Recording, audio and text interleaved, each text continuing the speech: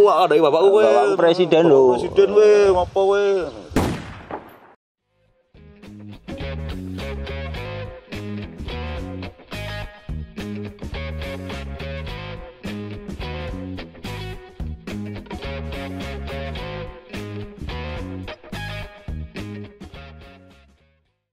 Assalamualaikum warahmatullahi wabarakatuh. Waalaikumsalam warahmatullahi wabarakatuh.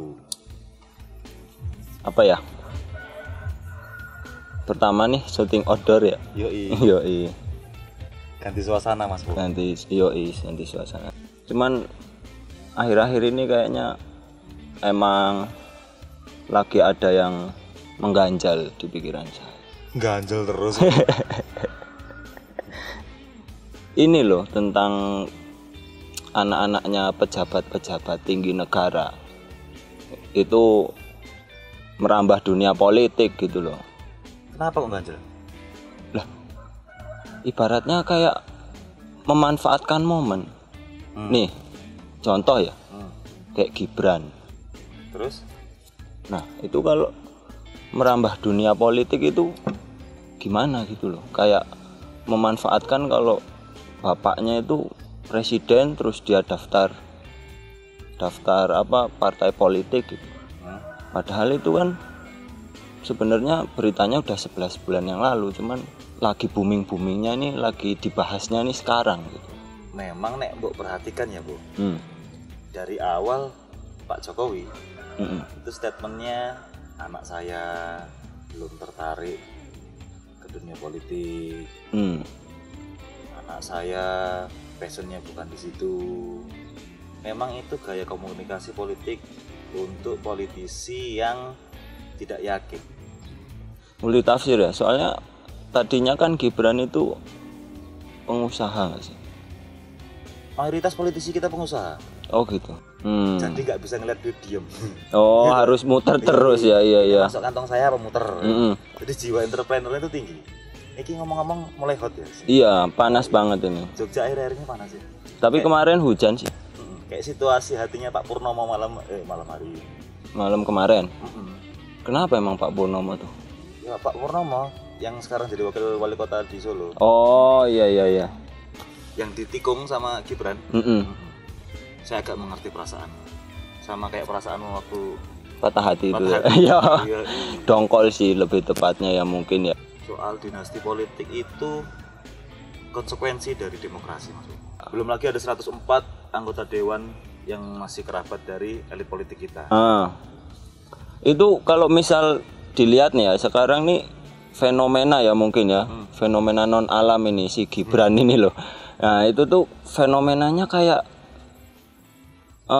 fenomena dinasti Ratu Atut sama keluarga Limpo nggak?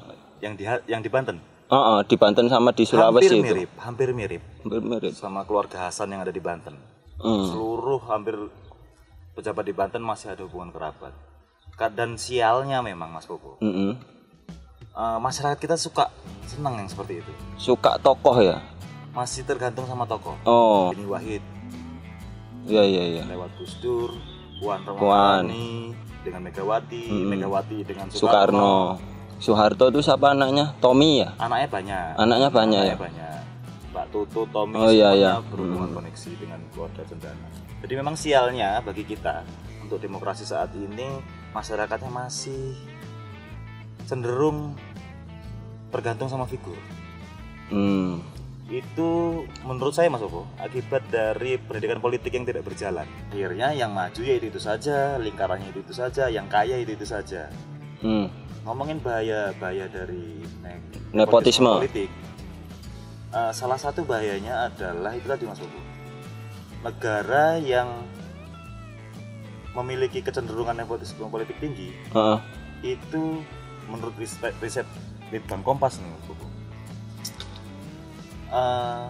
menjadi negara yang tidak akuntabel. Akuntabel itu maksudnya gimana? Transparan. Terus distribusi ekonominya juga di situ-situ aja. Iya. Cuman terpusat gitu ya, enggak. Yang kaya itu saja, yang jadi itu saja. Itu sebabnya nepotisme politik menjadi bahaya dalam demokrasi saat ini. Nah, gini nih. Itu kan kayaknya nepotisme nih pas apa ya, ibaratnya udah menjamur lah ya kan. Menjamurnya itu setelah era Orde Baru apa? Reformasi ya kan. Reformasi itu setelah Orde Baru tuh. Iya. Nah, itu tuh kan nggak ada legal formilnya nih. Iya. Apa cuman diatur secara moral aja? Ini juga harus diterangkan dulu Mas Bobo. Harus dikelirkan dulu. Secara legal nggak ada masalah.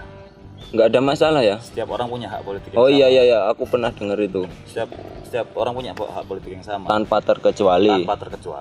Cuman etika masalah lain. Etika masalah lain.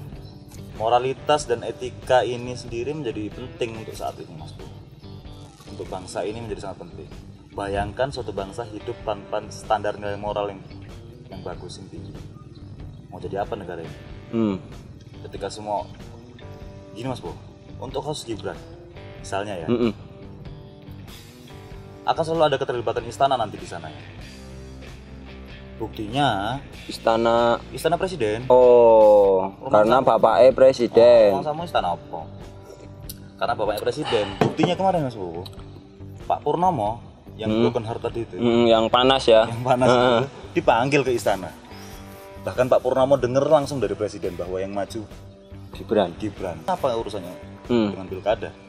Ngapain ngundang Pak Purnomo juga? Iya. Bahkan Pak Purnomo yang katanya beliau sendiri ditawari jabatan sama presiden. Sama Pak Presiden. Sehingga nepotisme politik ini bisa jadi seperti politik dagang sapi.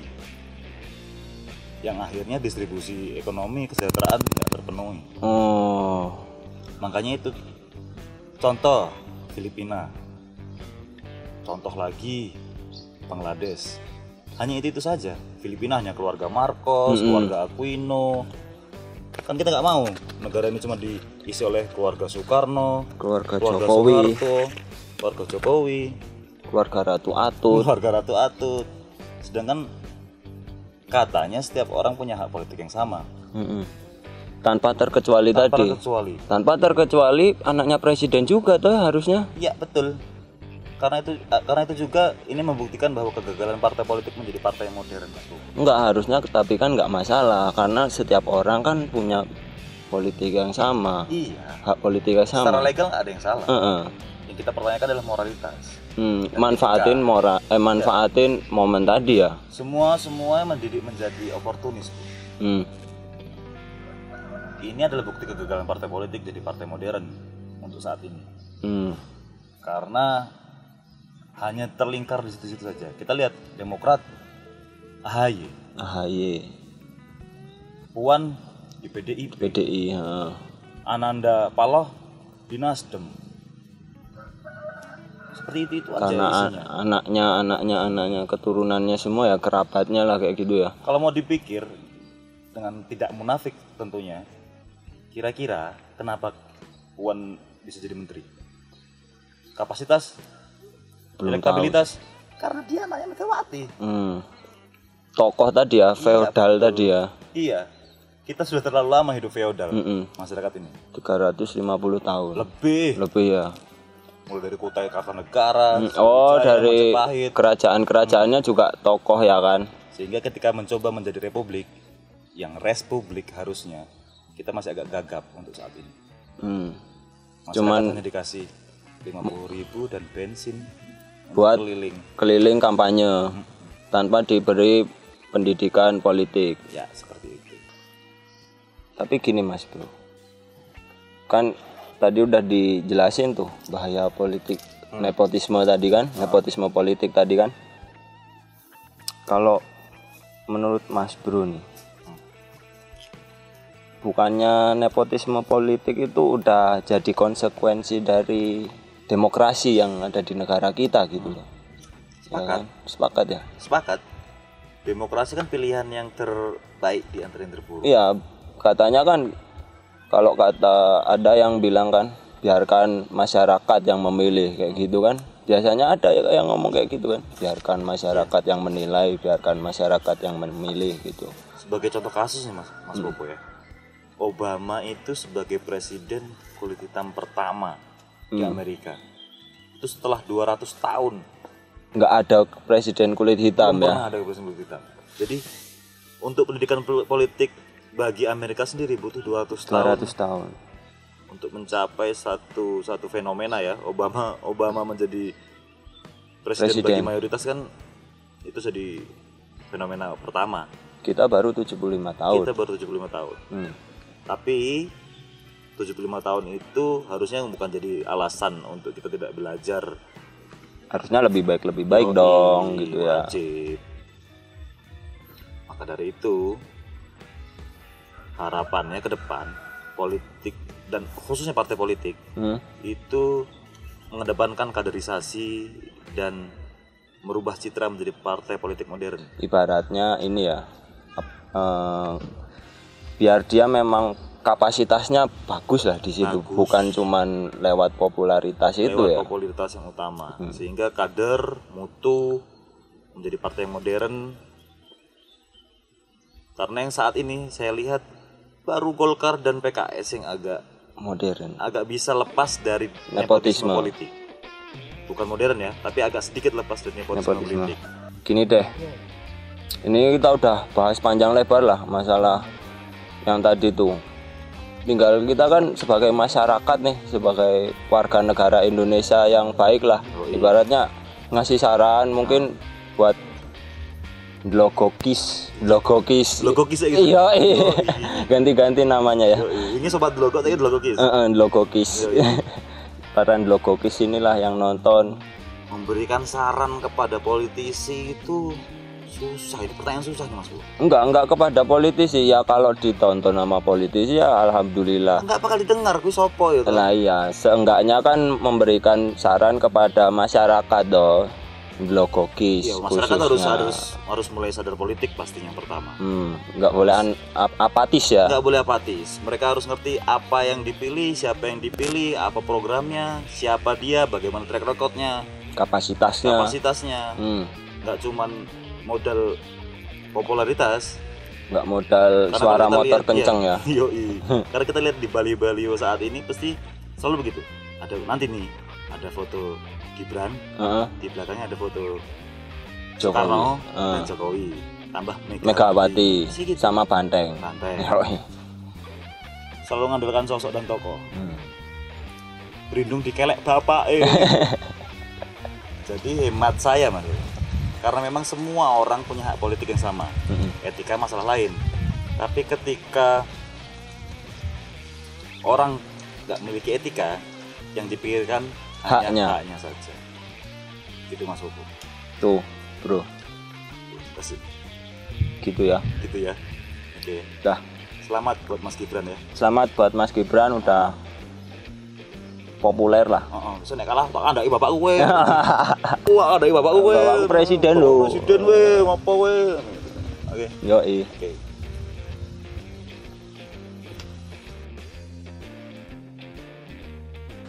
Nah, ini kan ada data juga nih bahwa 100 iki ketok udah. Lagi pas asui. Bajingan 117 kepala daerah dan wakil presiden. Kita hutan itu. Siap pakai rara. Lu suruh mbok balik ta wis wakmu. Ayo coy, bangun rusak. Masukin situ dulu aja.